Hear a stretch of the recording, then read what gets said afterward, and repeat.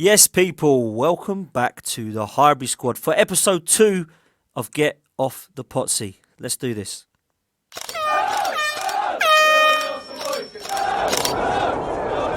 Mind the gap between the train and the platform.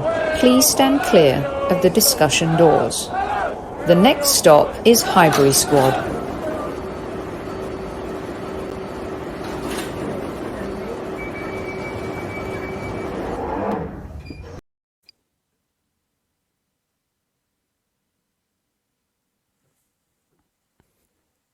Hello and welcome back to the Highbury Squad, episode 2 of Get Off The Pottsy. I'm your host, Dan Potts, and I thought I'd bring a good friend and, of course, my colleague from Lee Judges TV. It's Lee Judges. You're looking pretty cold, mate. How are you? Oh, Carl, I've just got in the house because you've rushed me home from work, and it's freezing, isn't it? Today? You know what I mean? So I've had to whack the heating on, and but before the heating kicks in, I've just had to keep my old woolly hat on and my snood, and I've got my electric blanket covering up my legs. It's lovely, like that. You know, so there you go. Absolutely. No, it ain't too warm, mate. I'm looking forward to a few weeks' time when it hits March and it starts to change the seasons, mate. I don't like the cold, mate. I'm always more of a spring and summer season. Do you know what I mean? We could jump off to Dubai, you know what I mean? Like, so, start, like losing profits and doing things like that. Maybe someone will reward us with a trip to Dubai. What do you reckon? Mate, do you know what? I was thinking about this last night, thinking maybe at work what I'll do is I'll just do nothing in the month that is the most important month at work, and then they might send me off to a nice holiday to Dubai. That might be nice, mightn't it? That seems how it works at the Arsenal Football Club, mate. That seems what happens at Arsenal Football Club. Anyway, what I'm looking forward about today, Lee, is that we're going to talk a little bit about reminiscing of the Arsenal. I think we've spoken enough about what's going on at the moment to stress us out. So actually, we're looking back at some of the positives. So what we do on the Get Off The Pottsy is myself and Sophie last time for episode 1 did our top 5 Arsenal players. This time for episode 2, we're going to talk about our top 5 Arsenal goals. And it doesn't matter whether it's the best goals, whether it's goals you enjoyed, whether it's you believe most important goals or the most individual brilliance. We've got a mix of them all. So we're going to go through our top 5. Then we're going to do our special Get Off The Pottsy, which is going to be a special mention to a couple of people that we all know very, very well. And then we'll round it off by talking a little bit about that topic, which is going to be linked to the transfer window. So, Lee, we want to talk a little bit about the top 5 goals at Arsenal, and me and you have been around for a while and long enough to see some fantastic goals. And if I'm honest with you, we've probably been spoilt, both of us, probably you more than me. I absolutely found this extremely difficult. To only pick 5, I feel like we've missed out so many, and of course we're going to. And I think that's just a massive compliment and credit to the Arsenal Football Club and some of the players you've had over the years. How difficult was this for you, mate? Yeah, very difficult. What bang out of order, really, putting this on me. Like what I'd actually done, right? What I actually done was I just closed my eyes, blanked when I had a little blank 5 minutes, and just thought, right, what goals come to my head, and that's how I done it. Because then I was coming home today, and I thought, oh, I've left out this one. Oh, I've left out that one. Oh, that one was great, and everything like that. You could, like 5 is very, very hard. And listen, my 5 is going to be completely different to other people's 5. I'm pretty sure. But I've just that's how I've done it. I sort of like had a little yoga moment, like, and then they just come to me, and that's the ones that I went with. So shoot me if you want to, but I know I've left out some good ones, and I was driving back coming in today, like, and I've gone, oh, how have I left out that one? How have I left out that one? So there's plenty of goals, like, you know what I mean? So. Yeah, and we can talk about them as well. It's obviously, there's so many. Even if you said, look, Dan Lee, pick 10, I think we'd still struggle as well, It's not, we'd still leave them out. So we're going to go through them. Listen, I'm going to ask you to select one first, then I'm going to select one, and we'll go down. I know that yours aren't in any particular massive order, and you've gone for individual quality, it seems, whereas I've gone for importance and individual quality. So we'll start with wherever you want to start us, mate. What's your first one you're going with in terms of top 5? Let's go for one of the most iconic goals, I think, for the old school Arsenal fans, and that's Liam Brady's at White Hart Lane when we beat them 5-0 with the old banana kick. Like it's an unbelievable goal, like, you know what I mean? He wins the ball and then just curls an absolute beaut. Not only is it a fantastic goal, it's at White Hart Lane as well. And for me, one of the, growing up he was the player for me, Dan. You know what I mean? So for me, one of the best players ever to play for Arsenal. And yeah, for me, that was an iconic goal. And I'm going to say it now. Every time I see it now, I still get a buzz from it. I still get a buzz from it, So that's the goal that I've my first choice. I must admit, I did this with Sophie top 5 players last time we did this, and she put Liam Brady in number 5. And if I'm honest with you, the reason I didn't was because I didn't see him play. All right, no need for that. If you, if you could compare him to someone that I would have seen play though, because I have seen bits and pieces. It's hard though, when it's back in history. He didn't have the quality of YouTube and stuff back then. But if you could put him link him to a player that was like, current to me, don't have to be playing now, even if they were 10, 15 years ago. Who would you say he was similar to? I'll tell you, I'll link him with someone now that's currently like a player that I think that is on the same sort of scale, and that's Saka. I really do. I don't think they're the same sort of player, but young player. Arsenal was struggling when Liam Brady first came into the team, and he just took it by. He just come in there, and he wasn't great at first. I've had a look at some of the old, match of the day revisited. He had a couple of shockers, but then you gradually see him become this fantastic footballer. And I think that Saka's in the same mould, and that's how good Saka can be. That if he emulates what Liam Brady does. Now, Liam Brady, didn't win that many cups for Arsenal. FA Cup and a couple of losers' medals along the way. But he took Arsenal realistically to a level which we're probably like round about now. Do you know what I mean? And the thing was, shall I mention Juventus today because it's a bad word at the moment? But they came in for him, and I'm going to tell you this now after speaking to Graham Ricks once, and a fella that I know knows Liam Brady. I've never, unfortunately, I've never had the chance to meet him. My brother has. My brother's played golf with him. Can you believe that? And he's a Spurs fan. It's shocking, isn't it? I know. But he actually says that Arsenal, back in 1980, never matched his ambition, financially or through play. So it's been going on for a very, very long time. Didn't really let him. Accepted that he was going to go to Juventus and didn't really pull out all the stops to keep him, I was shocked by that when I heard that. But because of that, we declined a little bit when he left for a few seasons till Charlie Nicholas come, and that was the big signing after that. But it was 3 years in decline because of letting the god was Liam Brady, Chippy Brady. I must admit, all I hear is great things, and when everyone does a 1 to 11, they always put Patrick Vieira and Liam Brady together. There's not many that don't put them two together, so obviously a wonderful player. Taking us back there, Lee, I'm not going to take us back too far for my fifth Arsenal goal. This is the best goal I've seen at the Emirates, period. Jack Wilshere against Norwich. I've never seen a team go as good as that one. And when I watched that one live, I think everyone was in shock. I think everyone was so stunned that it happened. And it was the way it was the one-touch football and the flicks and the amount of players that were involved in it. Everything has to be inch perfect for that goal. And I think that although at the time we weren't really winning stuff and we were still trying to, go for a title challenge and go for trying to win FA Cups and trying to compete in the Champions League, we were trying to score the perfect goal, and that for me is only going to happen under one manager, and that's Arsene Wenger. The way that we was told to try and score the perfect goal wound me up so much and so many games. But actually, that goal there is never going to really be replicated, I don't think.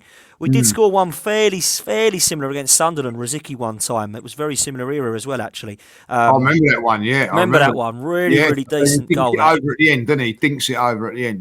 Very good finish. Yeah, but this one, Jack Wilshere, is funny because he was actually on Highbury Squad when he was Sophie and Kevin, and he said that he actually messed the finish up, and he was, but he'd take it. He had to put that away because everything else before it was just so inch perfect. And Giroud's flicks, Cazorla's flicks, and then of course Jack Wilshere finishing it off. And I know it was only against Norwich and that, but actually when you look at that goal, I've not seen one as class as that at the Emirates or in fact anywhere else. So that's why I had to mention that one. And I've gone for skill, I've gone for class, I've also gone for importance with my top 5, but I can't really leave that one out because I just remember looking at that, and that's one of the, when you think of Arsenal and team goals, that's the one I think of, Lee.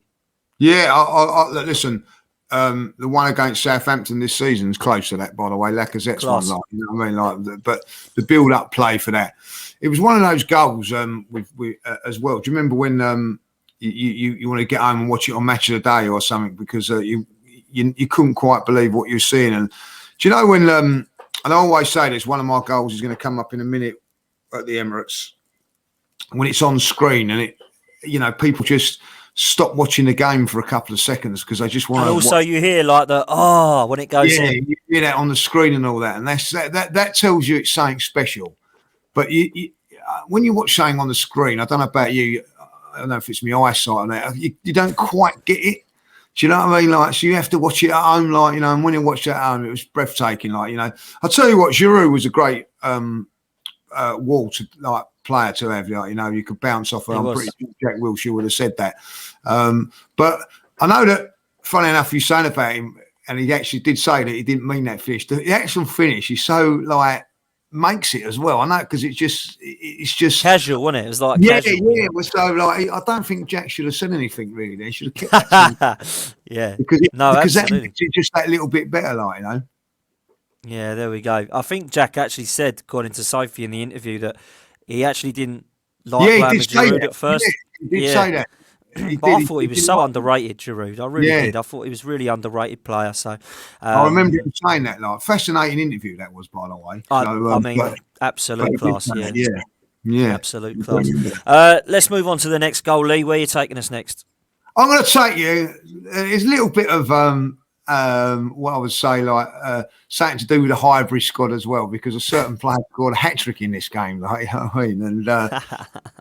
and a great hat trick as it was, but it's overshadowed by a last minute wonder goal, and I have to say, like, wonder goal from Ian Wright and the chip against Swindon. It was unbelievable. Two things that really stand out in this for me was it was an unbelievable goal. Loved the kit that we played in that day as well, like, and it's just absolutely nonchalant, sublime. It's just an absolute wonder goal. Now, I've actually had the fortune to have a conversation with Ian about this, and he believes his goal against Everton was better. When he chips it over. Yeah, that was class though. Yeah, over Southall. Yeah. And, and I said to him, well, I disagree. I think it's this one, So, and he said it was out of these two that was his best ever goal. But I just, to just do that, from that distance, if you ever, like, go over the park or try and practice something like that, to do it, is unbelievable. But to do it in a game, in a professional game, I just think it's a wonder strike. And I have to say it. From a wonderful, wonderful player as well, Ian Wright. One of the best strikers that we've ever had at the club.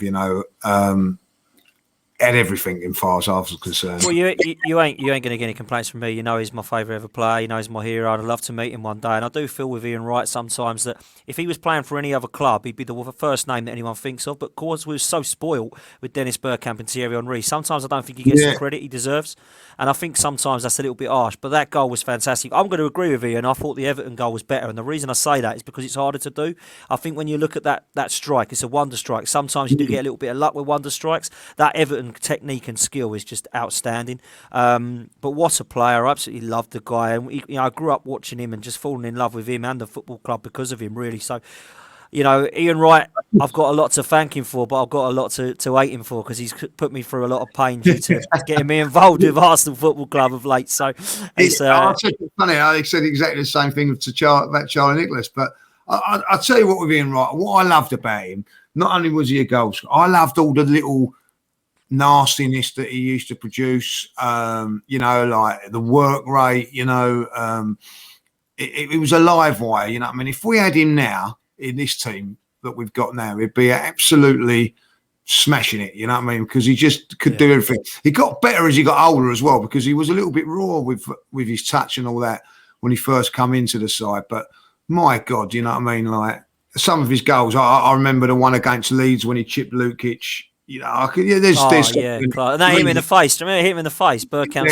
And then he kicks it, and then Lukic just stands there and watches it. Like, I just, I remember him scoring a game. I found, in fact, Sophie's put the picture up now, and I've always been envious of that bloke when he scores the goal, when he runs over and does that pose, and then he ushers the bloke to come on the pitch. Do you remember that? Like the fan that come on the pitch. Loved it. It's an iconic moment that was. You know what I mean? Well, goal celebrations was right his thing, you know. And he had that connection. You know, he had that connection with the fans. He's a fantastic player, mate. Absolutely love him. So who have I gone for? My next goal is from the King, Thierry Henry. And if I'm honest with you, probably the best goal that he did score was against Manchester United, if I'm honest. But the reason I haven't gone for that one is because it. Yeah, do you remember that one where he flicked up, put it over Barty's head? Absolute class. But actually, the reason I haven't gone for that one is because I didn't think that one was as important as this one. We'd just gone out of the Champions League. We'd just gone out of the FA Cup to Manchester United, and he did that unbelievable bit of skill where he scored a hat-trick against Liverpool. And that, for me, Lee, I don't care what anyone says, was the reason that we went unbeaten that season and we continued. Because that game, we went 2-1 down, and I thought, here we go. We're going to lose this. We're going to go out of everything here. And that, for me, to put not just Harman and Carragher both on their backside, but to slot it past Dudek. No one else did that, and I've never seen a goal replicated like it. The only one who came close to it was Thierry Henry against Spurs, where he got the ball and picked it up and went round everyone. But when you look at what he did there, it was sheer class. And at that time, for me, he was the best player in the world. I think probably between the years of 2002 and 2006, I think Thierry Henry was the best player in the world. I think him and Ronaldinho. So for me, personally, absolute fantastic. And I feel personally he has probably, I think, been on everyone's lips, Thierry Henry as the best player that Arsenal have ever had. For me, it's Dennis Bergkamp. A lot of people would, disagree and say there's other players, and we were lucky, Lee, to say that we've got quite a few. But that game for me was the reason that we went unbeaten for the rest of that season. It was an unbelievable game, and it was a horrendous week again. Like we and something that we never learned from, like, because we put a weakened team out in the FA Cup semi-final, went out of that, then went out of the Champions League, and I was absolutely in meltdown at half time at that time. I didn't come back, like, I thought it was all going. All going the wrong way there, like, But I tell you what, him and Robert Perez sorted that out, like. And talking about Robert Perez, and I haven't brought him in there. He scored some wonder goals as well. Southampton and do you remember the one at Aston Villa, like, So there are another couple I've left out, like, do you know what I mean? Which just come to me. But Thierry Henry, like, I think scored some blind. You remember the one against Spurs when he ran all through them all, like, unbelievable, yeah. Goal. He got one against Aston Villa, I remember, when he smashed it in, like, and I think the one that I was thinking about doing and didn't was the one at West Ham. Do you remember when he scored a goal when he turned and smashed it at Upton Park? Oh my God! You could write a list of how many great goals Thierry Henry scored, and do you know what? And I will say this now. There were times when I moaned about him. You know what I mean? Like, it's unreal. Oh, yeah. It's unbelievable, isn't it? Unbelievable, like, you know what I mean? So, imagine him now. That's football for you, isn't it? Like, you know what I mean? So, but wonderful player. And yeah, some fantastic goals. I've not put him in with one of mine, but I'm thinking 3 or 4. That one you said at Manchester United, there's another one, like, do you know what I mean? So I think the one. Do you remember the one? I think Sophie's saying it now about the Real Madrid one in the unbelievable goal, like, That for me was close. That was close. I'd sent Soph some ones that I'd missed out, and I think what's happened is she said to me, "What about Madrid? I thought you were going to mention that one." I think she's got mixed up with the ones that I missed out. But mate, Madrid was one of them. He's absolutely outstanding. And that season, I mean, we didn't concede a goal, did we, in the Champions League? Up until the final. Up until the final, and he was so. That's it. Flamini at left back and Senderos for most of it as centre back as well. Yeah. It's unbelievable, really. Yeah, unbelievable. Yeah, no, it really was. Henry, and I'll tell you what, Henry was. Well, he was on fire then, wasn't he? For that couple of years, as you said before that, and probably from 2002 to 2006, he was the best. Henry never got player. I'll tell you why he didn't get the Ballon d'Or and all that, because he played for Arsenal. Yeah, I agree with you, mate. And it's a strange one, isn't it? Because I look at it now and I think, Salah hasn't gone into the FIFA Team of the Year. It's very similar. Some of the Premier League players, they never get the respect. It's because they're not, doing it in over in Spain or something. If they're not Messi, Ronaldo, Neymar every year gets it. I think, wow, how can Neymar get ahead of Salah? And it was like that with Thierry Henry. It was always Ronaldinho getting over him and Del Piero's getting over him and R9 Ronaldo's. Nothing to say that they weren't better at some stage of their career, but certainly around that period, Lee, Thierry Henry was the best, and I think that Yeah. we could do with a player like that now, couldn't we? Bloody hell.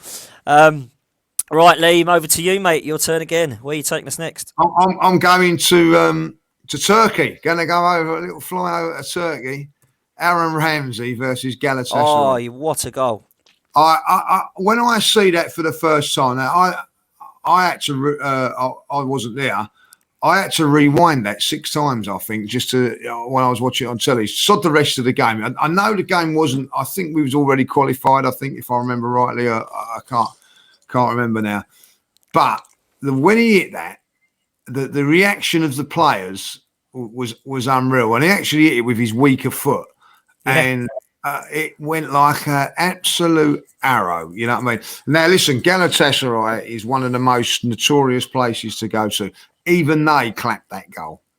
That's how good it was. You know what I mean? Like, and for me, he scored some absolute wonder goals that season for us, but none better than that. And I don't know if that's his favourite goal or whatever, but the reaction of the players, look at Szczesny in the background there. Look at it was, when you got professional footballers doing that, it was breathtaking. Breathtaking goal. And, so that gets it for me, that one. It's got to be in there. It was a breathtaking goal.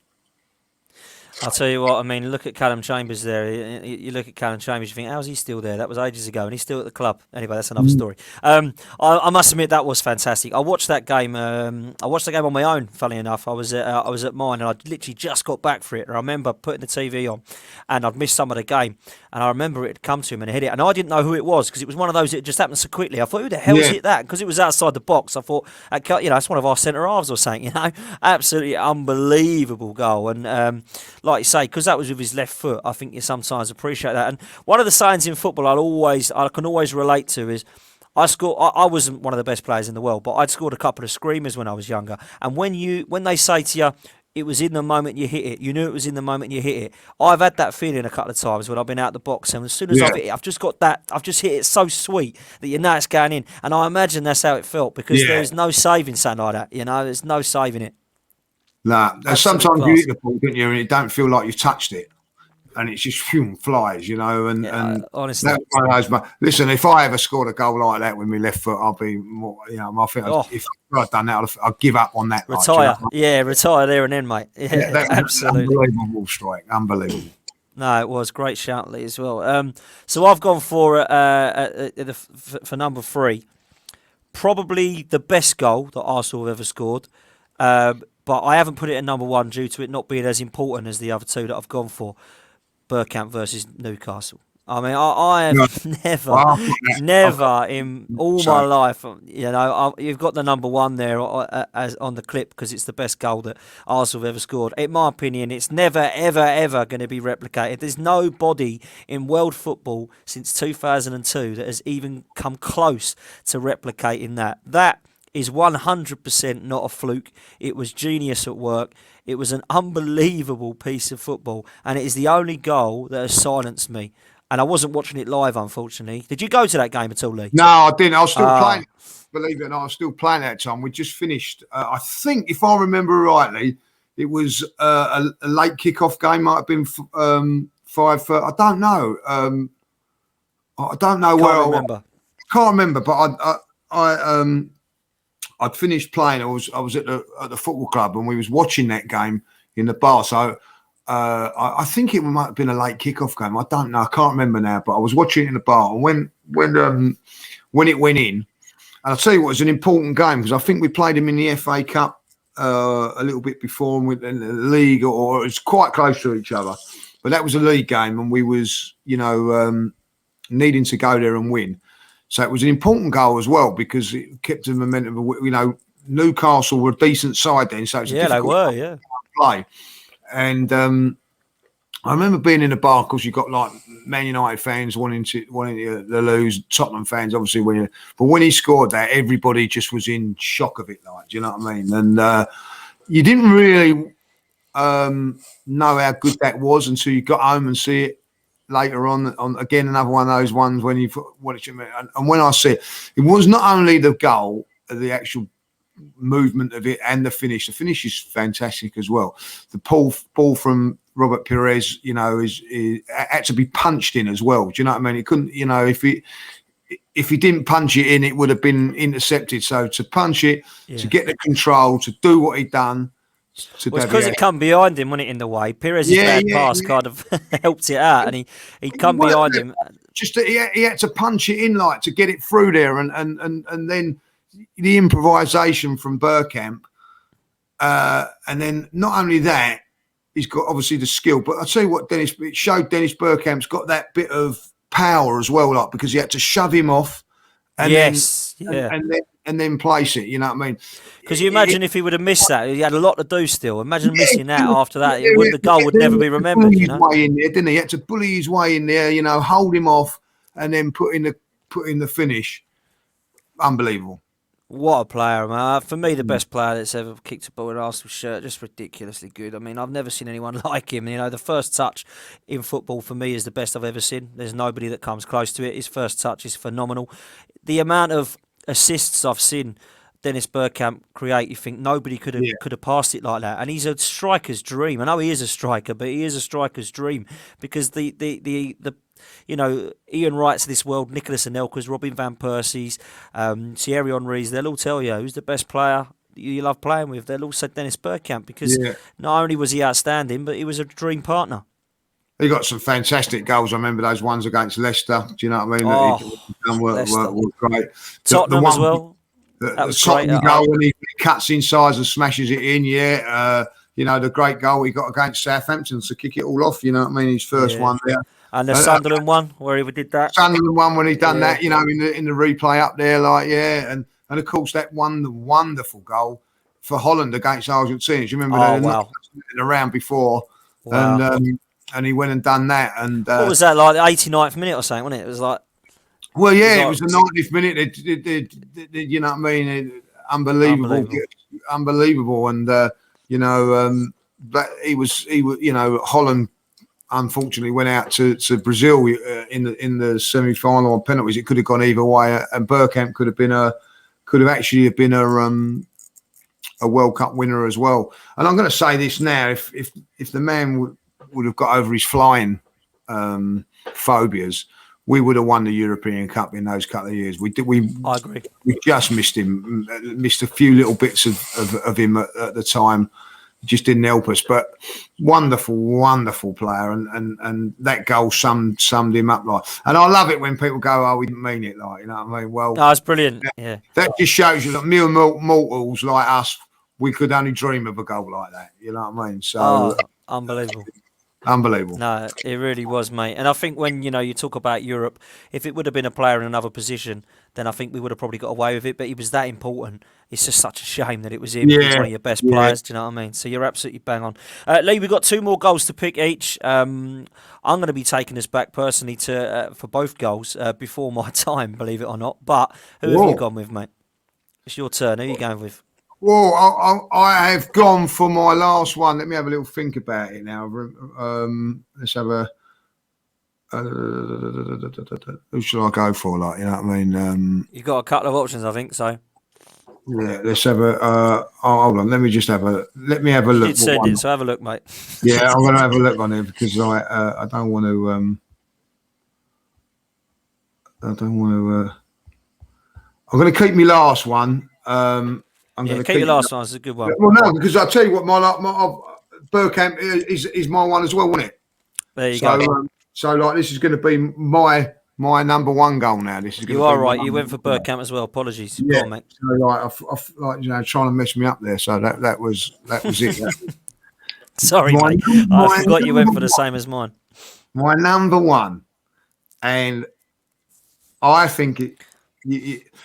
Again, not one of the goals that probably you can go like, I know what one you're going to go for next and whatever. But for me, Giroud's scorpion goal at the Emirates, I've never seen nothing like it, Dan. I've never seen nothing like it. And for me, when that happened, I've never seen the crowd went mad, and then it went into. I've never seen it before in my life for following football, when the whole stadium went into stunned silence when they actually see it again and what happened. Because when you actually first see it, you didn't know what happened. You just went mad because you scored the goal. And then they showed you on the screen.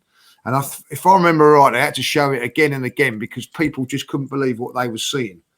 And listen, if he tried that again, me and you'd have to duck from the stands. It's one of those ones that, it's a freak goal. I think we only won that game 1-0 for it, funny enough, because of that goal, if I remember right. Yeah, we did. And it was it was just something that I've never seen before, and I never see again. You know what I mean? Like, and the stunned silence. How he done it, like, do you know what I mean? And the thing is with it, Dan, and I will say this now, he's a big lad, Giroud, like, to actually show that athleticism. Technique. Yeah, and technique is incredible. He had to do it.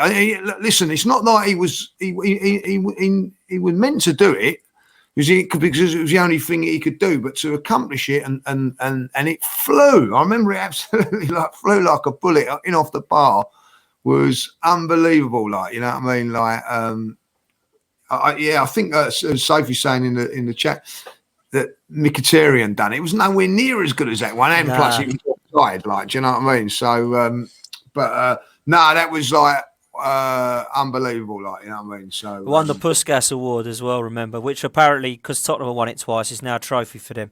No. All right, look at him there, like, look at that. He was. I'll tell you what. He was a sexy man, wasn't he? He was a good-looking man. I'll tell you that. Unbelievable. But as a great choice, mate, and it's one that did miss out for me. And again, I went for importance over quality, apart from the Bergkamp one. But again, like the Bergkamp one, Alexis Sanchez's ball was a terrible cross behind him, and again made the goal. And if that ball would have been better from Sanchez, we might not have even seen him put it in. So for me, a little bit like Perez's ball for Bergkamp, it was just behind him, and then that made him create exactly the same. He had to think on his feet fast, and the technique is just exceptional. And I saw actually, funnily enough, Norwich-Watford on Friday night, that Josh Sargent did something a little bit similar, and it took me back to that goal straight away. I thought that weren't as good as Giroud's, you know what I mean? But he did well to put it in. But that was an outstanding goal. It leaves my two, which are probably two of the most iconic Arsenal goals ever, to be honest with you, which is why I went for them, and they're both before my time.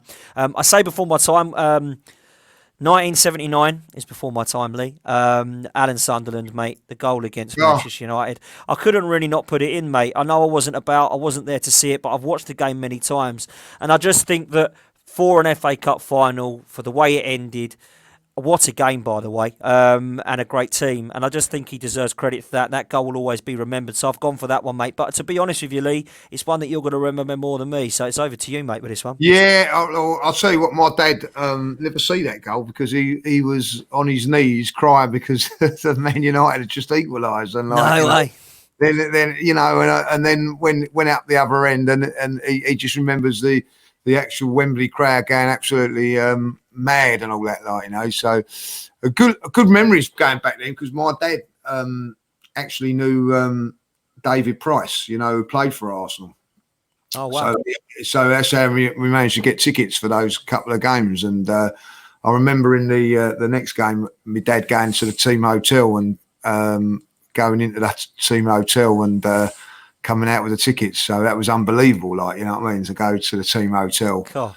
And it was incredible, like, Dad said to me, wait here, like, you know what I mean? I wanted to go in, you know what I mean? But like, I suppose, he couldn't drag me in there. But he come back out and, like, David come out and give it a wave, and that was it, like. And then, like, a couple of hours later, you're seeing him on the Wembley turf. Incredible. But like that goal there.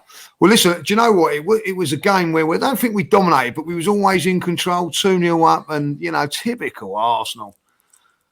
They scored and you thought, aye, you know what I mean? And then when they made it 2-2, Dan, there was only one winner. We was on our feet, like, do you know what I mean? And then, again, Brady took the ball, drove past a couple of players, like Saka does now, just give him the ball, drove past a couple of players. Perfect little weighted pass for Graham Rix.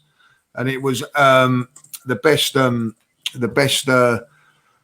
Well, I'm going to say that it was a fantastic. Was it the best cross in the world? I don't know. It was a fantastic cross. I would actually say that Gary Bailey may be slightly at fault, but who cares? Yeah. And like Alan Sunderland slipped in. And it's one of those ones, I don't care if you're an Arsenal fan of my age or older and whatever, once you're watching that game and go back to it and the goal goes in, you still jump up and celebrate it. Even now, like, do you know what I mean? Like, you know, get in there, like, and it is a remarkable goal. And really, people will turn around you, Dan, and say to you, like, the cup finals were great, but they weren't always entertaining. 1-0, I think it was 1-0, 1-0. You know, you might get a 2-0, but basically they were that one there was 3-2 end to end. It was, you know, a fantastic game, and I think it was if the next best game after that was 87 3-2, Coventry 3, Tottenham 2. Unbelievable. That was a great cup final, by the way. Like, you know, so but that one there was special, and a wonderful goal. Do you know what? Alan Sunden was a fantastic player as well. Like, you know, doesn't get the credit he deserved. He was a good player for Arsenal. You know, took over from realistically Malcolm McDonald. He was sort of in and around that, and he took over that role and sort of replaced Malcolm McDonald, him and Frank Stapleton. And they just produced a very, very good partnership for about 2 or 3 seasons. And it was, you know, Frank Stapleton was a great forward up there as well, scored on that day. But Alan Sunden will always be remembered for that goal. Yeah, fantastic goal. 100% he will, mate. And of course, my last is probably the best ever goal that Arsenal will ever score in history, and I don't think there'll be one that's ever been repeated. Michael Thomas at Anfield 89, mate, I went for. I couldn't really not pick it as number one, if I'm honest with you. I wasn't around to see it. I was 2 years old, Lee. I was born in 87, so I missed the 87 final you're talking about, but also missed this. I was 2 years old, but I don't think you're ever going to see it. People try to compare Sergio Aguero's last-minute winner against Man City. It's not the same. I know it was class, but they weren't playing Manchester United, were they? You know, Man United beat Sunderland, but then Man City beat QPR. When you're playing at Anfield, the team you're fighting for at the Championship, and you got to win by that scoreline, it's never going to happen again, Lee, is it? No, not at all. Listen, if they made a film about it, right, and that would have happened, you'd say, oh, it ain't realistic, it spoils it, you know what I mean? Of course, they did make a film about it, and it was real, you know what I mean? Like, do you know what I'm saying, though? Like, you know, it just... Yeah. You know, like a fairy tale ending, like 2 goals and they score in the last minute. You know, what I mean, it's a little bit like, you know, it's a bit, you know, it's fairy tale. Yeah, fairy tale never happens, but it bloody well did, and it was an incredible thing. You know, I remember like the day we drew with Wimbledon 2-2. Actually, we went to Derby. Derby and Wimbledon, yeah. And it was a nice summer's day. We think we was going to win the title that day. We thought we was going to win it. You know what I mean? Like we was all sort of celebrating, like thinking we was going to win it. We lost, but thought like, you know, all right, okay, we could get it against Wimbledon. Drew at Wimbledon, and then we were in trouble. Like, do you know what I mean? Like, and to be honest, that was it. Then I you know, I thought that was there. It was gone. I think we've got to give a big thank you to Leroy Rossini. I think it was him who scored the goal for West Ham against. That's why I've got a little thing with West Ham, like, because they've done a few favours for us over the years, Lasagna Gate, and but that day they actually lost 5-1 to Liverpool. But if they'd have lost 5-0, it would have been 3 goals. But they scored a goal, and it meant it was 2-0. To me, it didn't really matter because you know, me being the optimist, you know what I mean. That's it. It's all finished. We ain't winning it. What you know, George Graham this, and you know what I mean, sack the ball, and you know what I mean, like, yeah, he's got to go. It was like, you know, how can you throw away that title like that? And I you know, as I said, like, you know, I didn't go to the game. I had a chance again, but said like it meant having a day off work and all that, like, and then I ended up having a few mates around the house and everything like that. And even when we went 1-0 up, you know, I thought, oh, that's typical Arsenal. You know what I mean? It really, the film, if you ever actually see the film, it does, you do get those same emotions what you was doing going through that night. Do you know what I mean? Look at that. There, unbelievable. Yeah, and so actually we can get a price for a pint of beer at the Emirates for that price of that ticket now. Unbelievable, like, yeah. So, but, you know, everybody going up there, and they all, on the day, there was loads of delays, you know what I mean? And people didn't get in there. But but what a performance! I actually went to the thing the other in the summer when they was doing like doing classical music to it, like, you know, it was a show. It was really good. And I was speaking to Nigel Winterburn afterwards, and he said, "God, it was a boring game. It was a horrible game playing." And do you know what? I actually looked back on it, and I thought, "No, you're wrong. Like, it was a great game and all that. Like, but probably looking back on it, it weren't. But you were so wrapped up in the game and the drama of it all that didn't matter. You know what I mean? It's the greatest game ever, and with the greatest finish. And I can tell you that now, Liverpool were like Manchester City are nowadays, or Manchester United were in the day. You know what I mean? People don't really realise how good Liverpool were in that era. They were awesome. And yeah, you know what I mean? They're like the Man United of the 90s, weren't they? Liverpool. Oh, yeah. You know what I mean? And Michael Thomas, don't get me wrong about it. Like, love Michael Thomas, but everybody's slagging him off because he missed a sitter about 10 minutes before that. Like, you know what I mean? You know, as you do. And then he actually went and scored the goal. What a fan. And the scenes at Highbury, because like, we decided then, like, let's get up Highbury, like, you know, bound to be saying it. I didn't realise it was going to be like it was up there. You know what I mean? It was just unbelievable. But in my lifetime, I was probably at a stage where a lot of Arsenal fans are now, where you never think you're going to win the league. We was never really looking like winning the league. You know what I mean? And then George Graham come along and give you that belief, and then sort of took it away for us going into the Anfield game, but then to win it and then be champions. Well, you know what I mean? It was unbelievable. And the way that it done it, the last kick of the game. And of course, then, you know, you when we scored, you was all going mad, and then everybody was, "Oh no, it ain't over yet. You watched them go down the other end and score." There's all those things, the emotions that were there. But when it actually happened, it was relief and everything. I never forget that day. I'll never forget walking home from that day after winning it with a can of beer in my hand, and, you know, walking along the road and just going to my mates, you know, this don't get any better now, does it? That's it. It was, and do you know what? It probably hasn't, even though we've had great memories. Great memories, but that's never been the end to it. And do you know what's amazing with that game, Liam? One thing I can never understand, I bet he regrets this to this day. John Barnes just needs to take it in the corner, and the game's done. And he never did. He tried to take on, we won it back, and then we get Lukic goes up to Dixon, to Smith, to Thomas, and we've won the league. Yeah. And I bet John Barnes sits there and thinks, why didn't I just take it to the damn corner? What was I doing? he always says, because that wasn't the Liverpool way.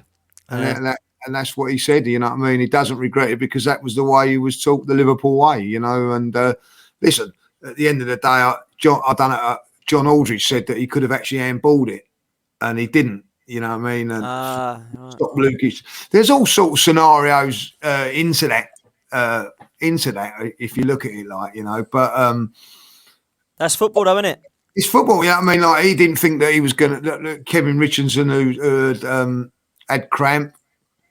What a game he had, by the way. He was very underrated. Yeah, underrated. Very, very underrated footballer. He was, like, you know, very, very much so. He come in for Paul Davis that year. He was a fantastic player for Arsenal. Didn't miss Paul that much because he was sensational, like, you know. And I think we got him from Watford, I think, like, you know what I mean. But he'd been a championship winner with Everton. Done the same sort of job for Everton we'd done for Arsenal when Everton were top team of the 80s. And, you know, to throw it out to Lee Dixon to Smith on to Thomas, and it's up for grabs now, you know what I mean. It's iconic. But, you know, I'm just remembering the day and that, just hit it, you know what I mean? It's it, you know what I mean? And it's like the slowest, isn't it? It's like everything's in slow motion, like. When it went in, you know what I mean? It was just incredible. And I always say, like, going back to this day here, you know what I mean? Like, you look at that Alan Sunderland goal last minute, that always in the yellow and blue. That's why I'm a big fan of, you know, like the away colours being yellow and blue, because great photo that as well. Look, yeah, great photo, great memories of. CKC in the corner there. Look. yeah, he got, you know, suit on, unbelievable. He always sneaks in places, that case. He does, doesn't he? He gets everywhere, doesn't he? Do you know what? I said, one of the best days. I was having a chat with him once, and I said, well, one of the best days ever was the '87 when we won the semi-final at White Hart Lane, right? And I was in this, and he goes, "Yeah, I was on the pitch." You know what I mean? I said, "Oh, Christ," and there is pictures of him on the pitch. That game. You know what I mean? Like he was taken as a youth team player. Yeah. To go there, but wow, just fantastic times. Great memories, mate. Great memories. Lovely to reminisce, man. It's all been positive podcasts. You can't say that for a while, mate. I tell you. Yeah, we've changed it to yellow now. Like, do you know what I mean? I don't care what anybody says. You know what I mean? Like, I don't care. Mess about as much as you like with a fur kit. You can put pink and black dots on it for all I care. Like, you know what I mean? But the second choice kit should always be yellow. You know what I mean? Like, I agree. Yellow and blue, mate, has to be. Red and white, yellow and blue, fur kit, do what the hell you like. But yellow and blue, that will do. Can't say you're wrong at all, mate. Listen, last 15 minutes. Yeah. Last 15 minutes, it's time for someone to get off the Pottsy, mate. I don't think it's going to come to a shock with who I pick. Last time I picked Mikel Arteta.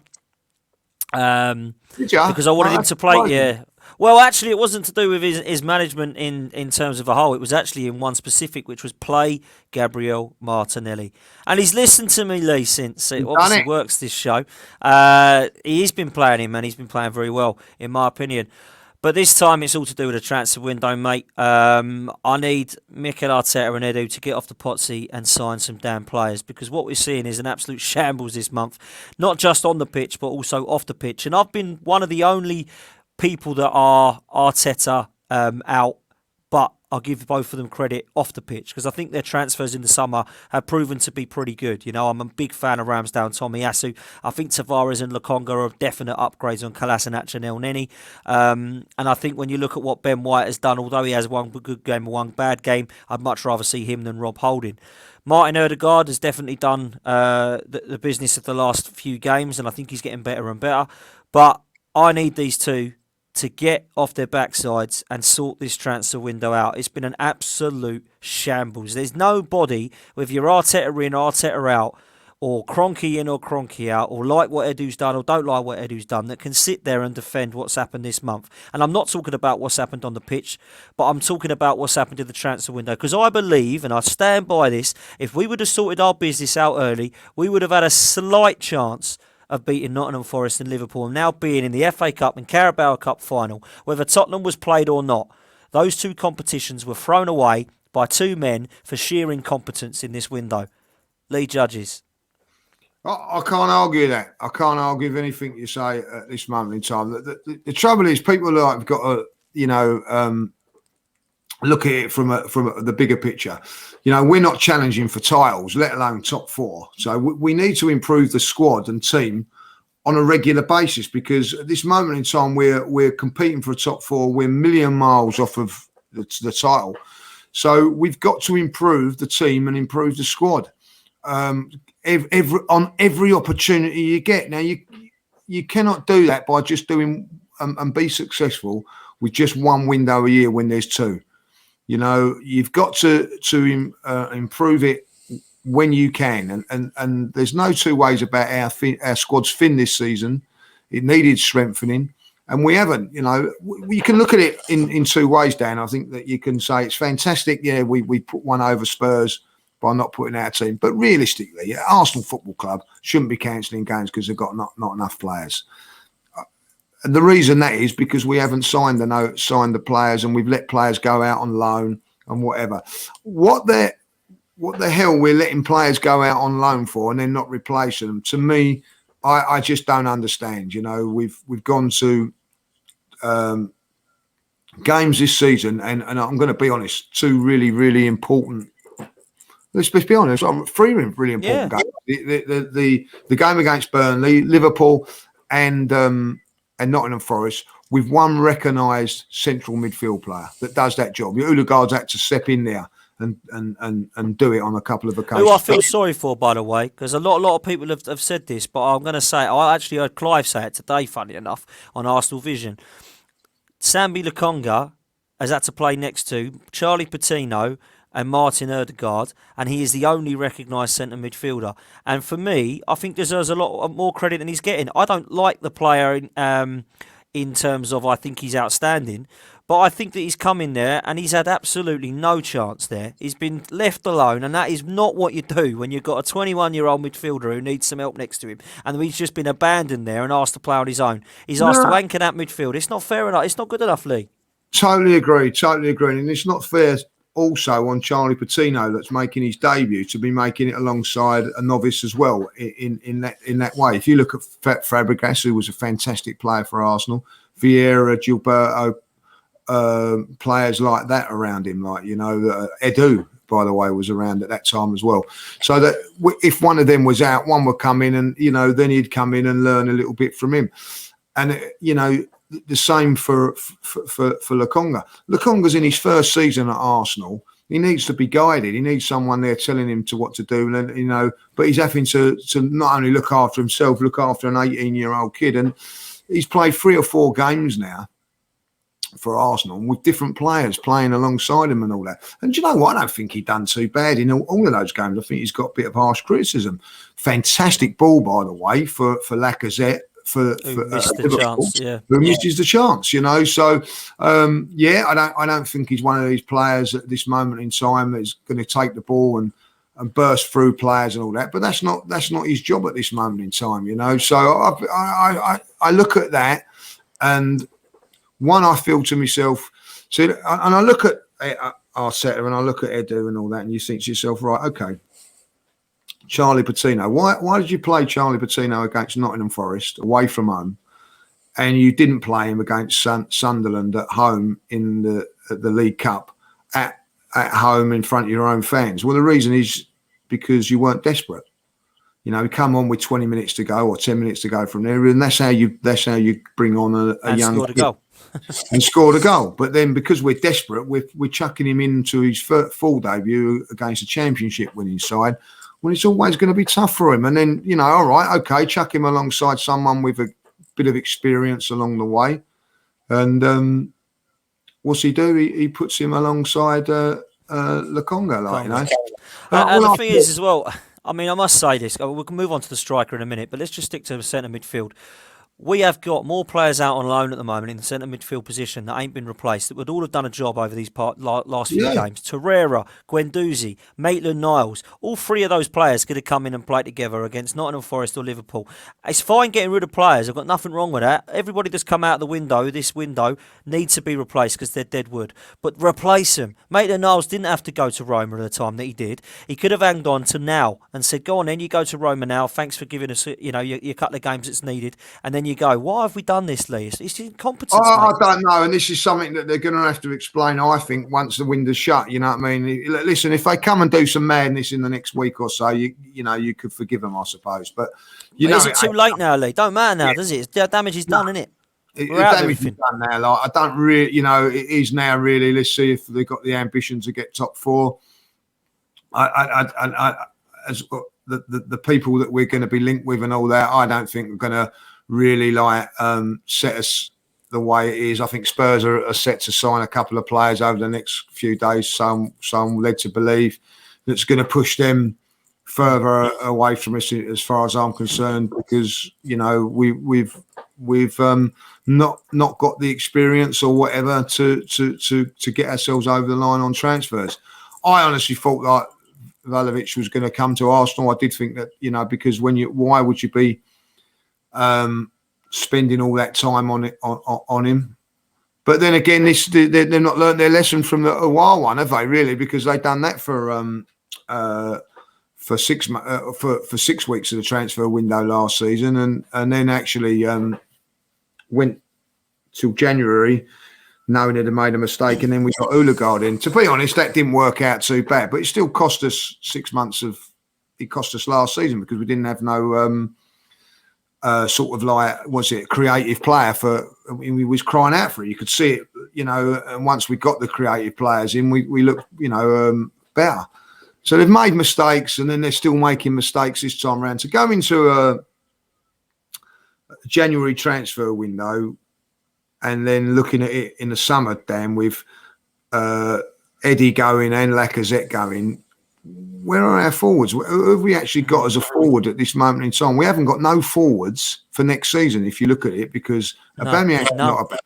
Lacazette's not there because his contract's gone. Eddie's contract's gone, and Balogun he's out on loan, Balogun, and he needs another loan next season. But he'll be the only one. So we've actually got, going into next season, January, summer of transfer window, with not one striker going to be on our books.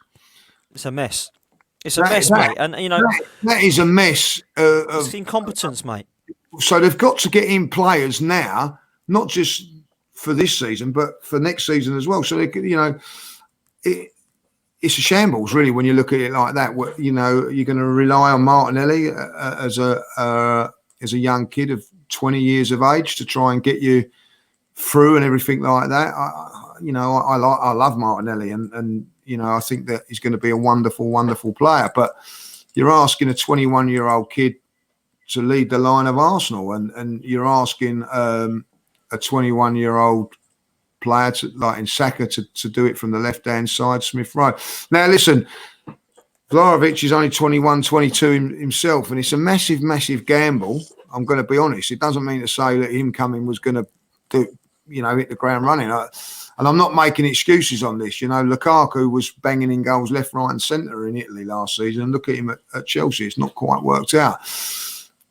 It's the precarious decisions that they've got to make. And this one here, Dan, I don't care what anybody says, is the big one, because out of all of the signings that Arteta and Edu have made in their regime, they've not signed, or under Arteta, they've not signed one attacking player. If you look at it, Martinelli was signed in Emery, so was Pepe, Aubameyang in Arsene Wenger era, Lacazette in Arsene Wenger era.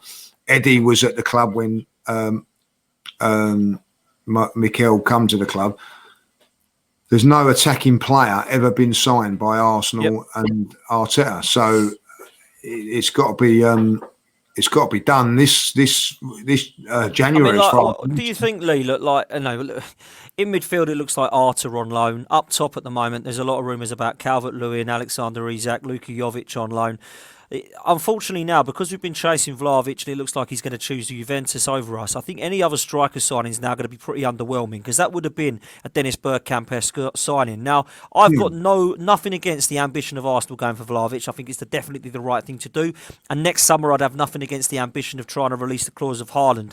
But they both could say no. So when these players say no, you've got to have a plan B. And it doesn't look to me as if there's a plan B at the moment. And I think that we've been so set on one player, it's gone wrong now. What do you see happening in the next couple of days? Well, listen, I think Jolovic is the one. He's on loan at Real Madrid. It's not worked for him at Real Madrid. That doesn't mean to say it's not going to work at Arsenal. He was fantastic when he was at Frankfurt. I remember him playing against Chelsea, ruining them. And I thought, I wouldn't mind getting him. It's Thierry Henry didn't work at Juventus. Patrick Vieira didn't work at AC Milan, because it doesn't work at these teams. Doesn't mean to say that they're not going to work at Arsenal. So I think that in the short term, let's get in him. I think then it could work out that he becomes good, and we can sign him permanently, and it gives us a little bit of time to look around and if we can't get one in January. What I would say about Vlahovic is that,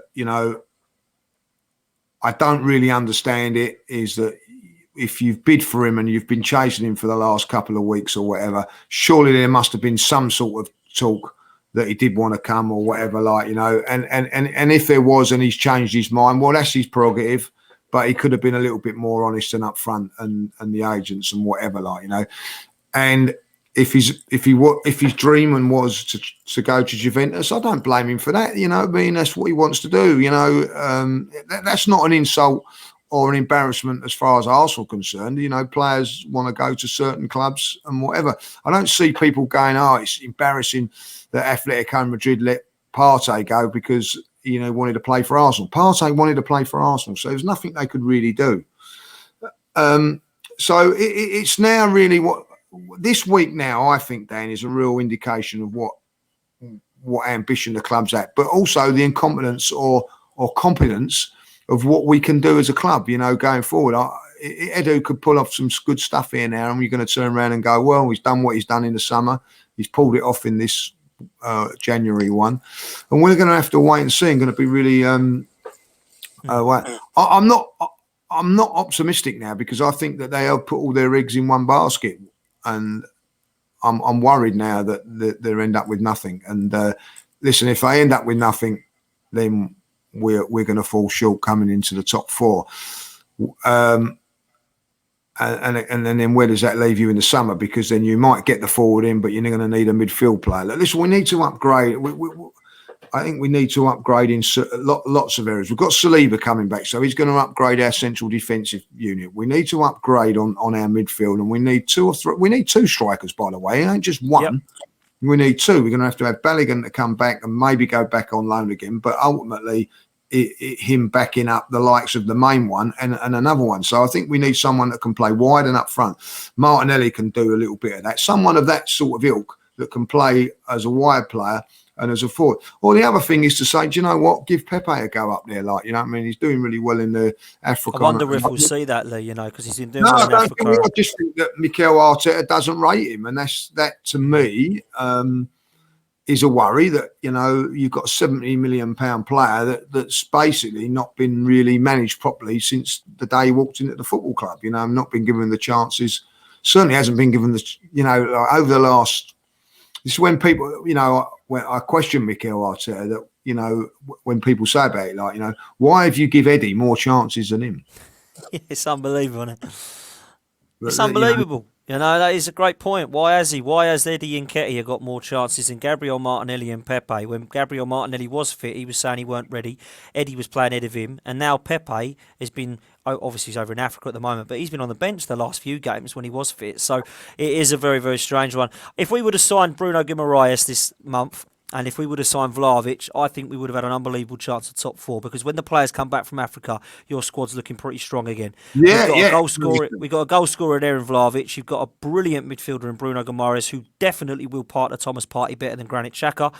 And for me, that just bolsters up that midfield. I'll be really surprised if Arter and Luka Jovic come into Arsenal and get us top 4. I don't think those 2 signings are going to take us to the next level. I think Arter is a player who will definitely be an upgrade on Granit Xhaka, because I probably would be. But actually, when you look at what Luka Jovic can do, he's had 3 years. He scored 7 goals in 3 years because he's been off the bench. So for me, the form of these players is really important. That's why I would be more excited for somebody like Dominic Calvert-Lewin, because although he has had an injury problem this season, the stats back it up. He's been scoring. Alexander Isak got 17 goals for Real Sociedad last season, and before that, when he was playing under Martin Ødegaard, he was looking very, very good. So those would definitely excite me more than Luka Jovic, but we'll see what happens.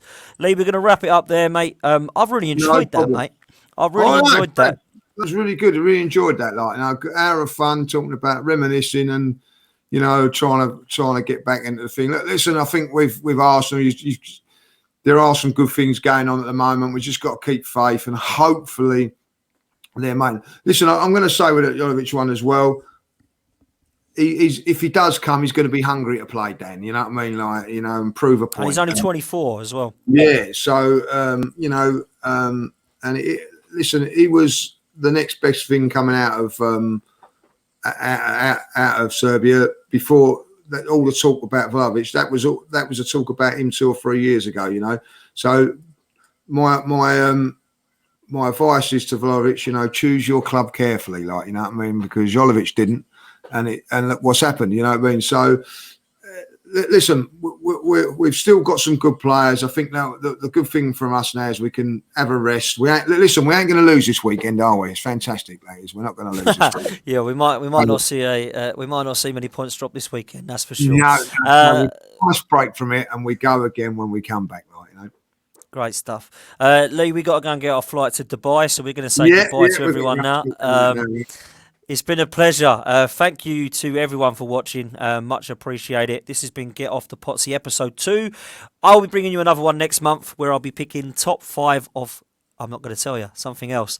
And then I'll ask somebody else to get off the Pottsy. This has been a pleasure. Thank you so much to Sophie and to Casey for allowing me this platform on Highbury Squad. I hope you'll have enjoyed it. I absolutely love talking football and I love talking Arsenal. But until then, we will see you next time. Take care, and as always, up the Arsenal.